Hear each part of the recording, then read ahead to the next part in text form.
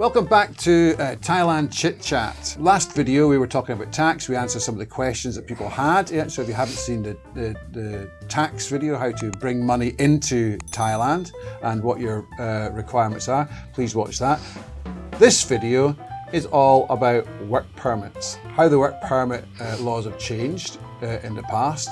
They haven't changed recently, so I don't think there's any big changes just now, but they have changed in the past years, just so you're aware of what these changes were, and also what jobs that you can do where you do not need a work permit. We'll go over the overviews of what the work permit is, what the requirements are, etc. And then we'll go on to what types of visas, work permits there are, and some of the changes. So I hope you find this interesting. We'll just continue. We've got Khun Narit again, who is the expert in this area. He's a lawyer for Narit and Associates, and he's also a tax specialist. So we'll go through this because I think it's important to get it from the people that are reading the Thai statute rather than the people that have been being handed a translation of the Thai statute. So let's get on with it. Hi, Khun Narit again. Hi, thanks for having me. Work permits. We'll just go through, we've got a list of questions. So we'll go through these questions and we'll just bang through them, yeah? So people are aware. So a work permit is a requirement, but it's a requirement when you have a non-immigrant visa, which could be a B visa, a business visa, or a marriage visa, which is an O visa. Yeah? I think that's the only two categories. Yeah, or permanent resident. Yeah, or permanent residence. Yeah, okay. And if you're a citizen, yeah, you don't need a work permit at all. Right. Tell us a little bit about that work permit. Is what you have to do to get that work permit. So for the foreigner, before they works in Thailand, they have to obtain the work permit from the Department of Employment first. And typically, if you're with a company, then the company should be able to help sponsor the documentations, and you should be able to get a work permit, provided that the company meets the requirements of the Department of Employment. And you have to, I think they process relatively quickly, like 3 working days or 7 working days, pretty quickly. Before you work, so that has to be a company limited or a public company limited? Can be any type of employer. Could be a partnership? Can be a partnership, yeah. Or a sole trader? Sole trader also can, but they need to prove the salary, their tax payments. Yeah. Okay, but largely would be the company. So how long is the work permit valid for normally? Normally, most people will get it for a year, but actually, if you are a normal company, non-BOI company, they can grant up to 2 years, depends on your company financial standing. But for the BOI, they can grant, there's no limit up to what BOI office grants you to stay. Typically, they can grant up to 4 years, but I heard most people maybe get like 2 years if they're BOI. Okay. So basically, the standard for a company limited, for most people, we're going to be 1 year. Which is not under BOI, is 1 year, so they have to renew it every year. Yes. And it's not a lot of hassle because I've just done it. Yeah, it is not a lot of hassle. Quite straightforward compared to visa. Okay, there is a link between immigration and work permit. We'll come to it later. So do you actually need a lawyer to apply for that work permit? Actually, no. They have a guideline, and if you follow the guideline, I think you can handle yourselves, or you may hire a lawyer for applying the work permit. But after that, the renewal, maybe you can take care of it. They're quite clear instruction in their website, Department of Employment. Yep. Yeah, because actually, my company, we do it ourselves. Is there a minimum salary before you can receive the? Actually, the minimum salary doesn't come from the Department of Employment own regulations. It's come from Immigration Bureau that basically for most Westerners that's gonna be 50,000. That the Immigration Bureau imposed the minimum salary for renew the business visa 50,000 a year. So they asked the Department of Employment to apply similarly. That basically whatever the Immigration Bureau announced that we can expect that the Department of Employment they will adopt as well. Even if in DOE own regulation they don't put this requirement. Yep. Department of Employment. Okay. So the crux is that to get the work permit, you're going to have to declare and probably show evidence that you've got a letter because you cannot work, you haven't got a salary yet. Yep. So 50 grand. Yep. right. So to say 50,000, but it's different for different countries. Yeah. So I think we were talking about this earlier. For Europe, North Western America. nations, Yeah, it's generally 50,000 baht. Yep. This is before tax. Yeah. Yep. And then for South Korea, Singapore, Taiwan, Hong Kong, 45,000. Yep. right, and then 35,000 for the Asian countries. Indian.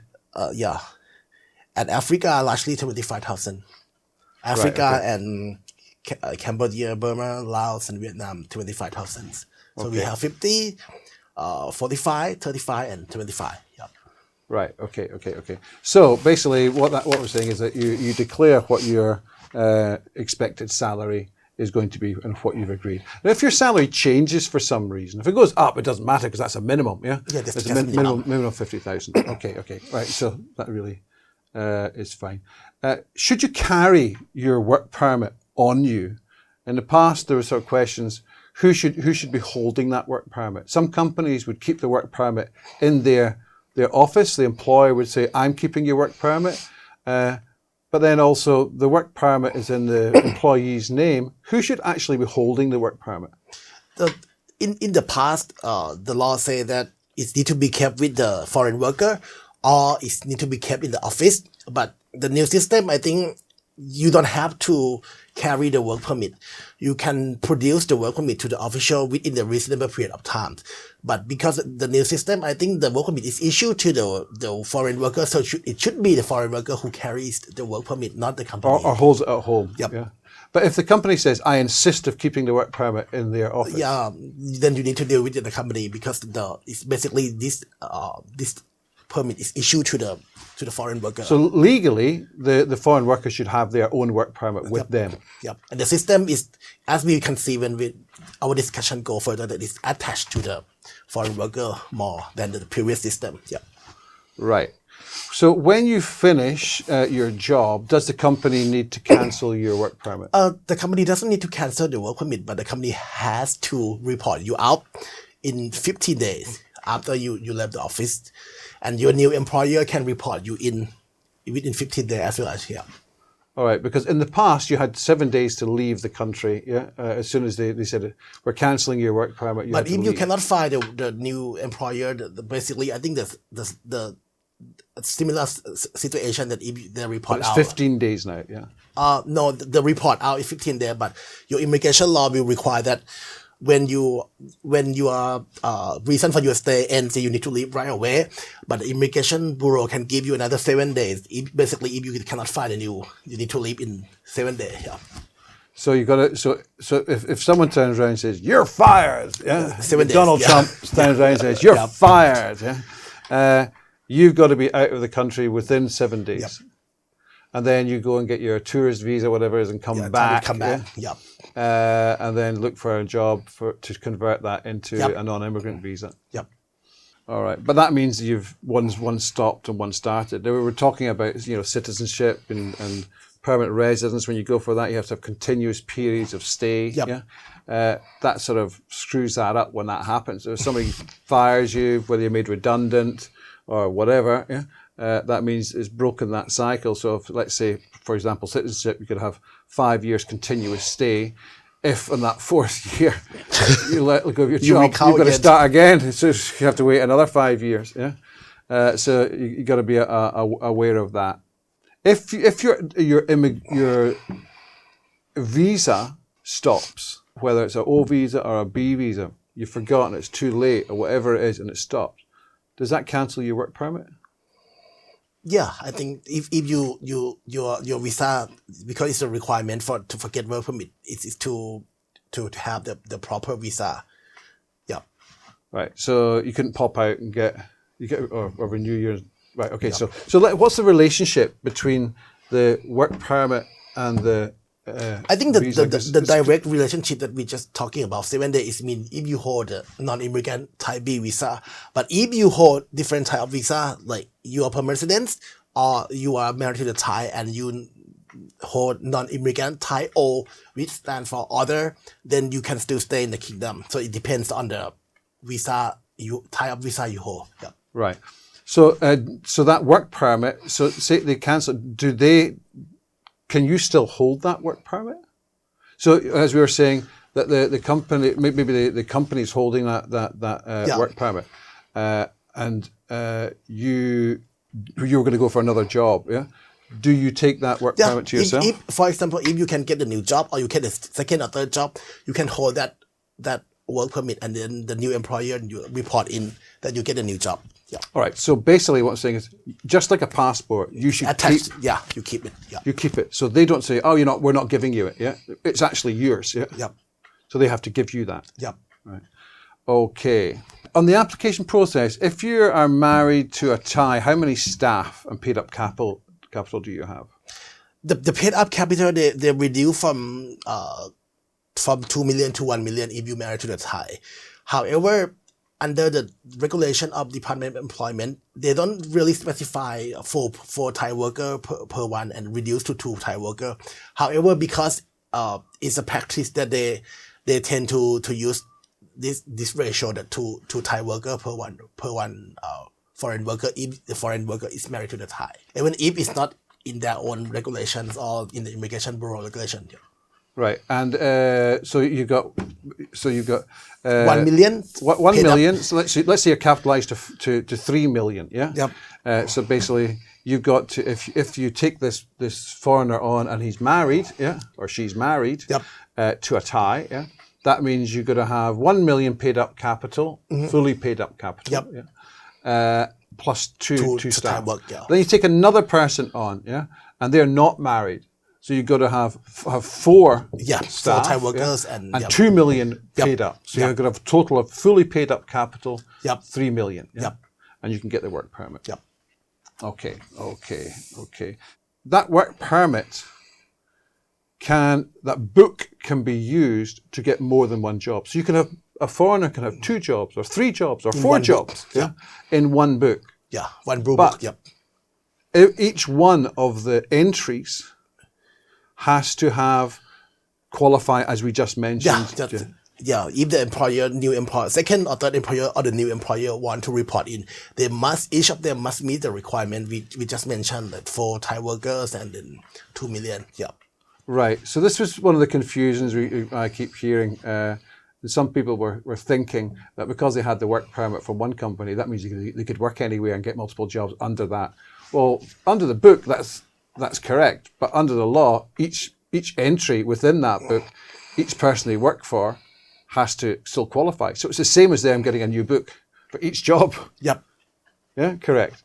So, but what the change is that you're not stuck to only being able to work one job. You can have more than one job. Okay, I'm not sure how the hell they manage that in their tax, but that's a different question. Yep. Okay, can you explain a little bit about the Nomad situation?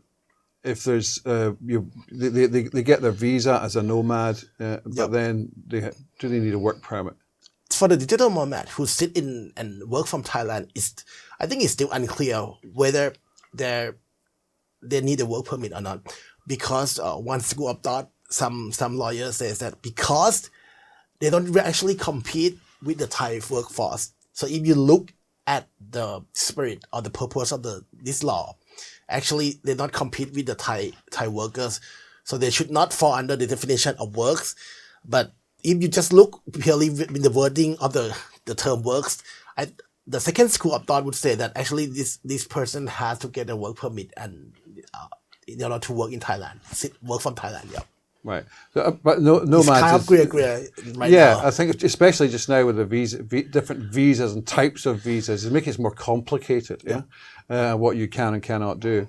All right, so now we'll go on to the section about what jobs you can and cannot do. What restricted jobs are there? But in summary, basically, it comes back to is it something related to the culture of Thailand or Buddhism, which is directly related to Thailand? Basically, foreigners are not allowed to do. Yeah, like handicrafts, even hairstylists and things like that, tour operators, that kind of thing. But maybe you can expand on that.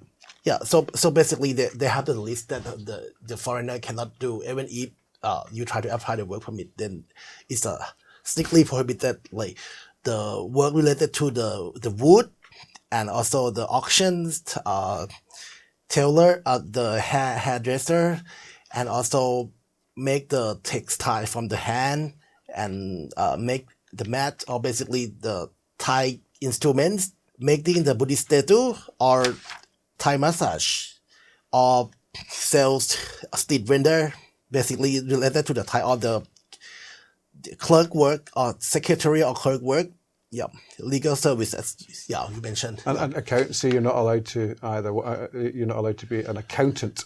Yeah. In Thailand. So in a way, on the professional services, I think it probably relates to how somebody can actually understand the law. Can they read Thai? Can they not read Thai? But the fact is, if you're a citizen, you can do any of these things, obviously, even if you were born overseas. Okay, so there's some other definitions where you can work, but the difference is, and you don't need a work permit, but it comes down to really the definition of what work is. Yep. Because I think around 7 years ago, they changed the definition of the work. That in the past, back in the 90s, you signed the paper, the immigration police officer will treat that you as working because you signed the paper.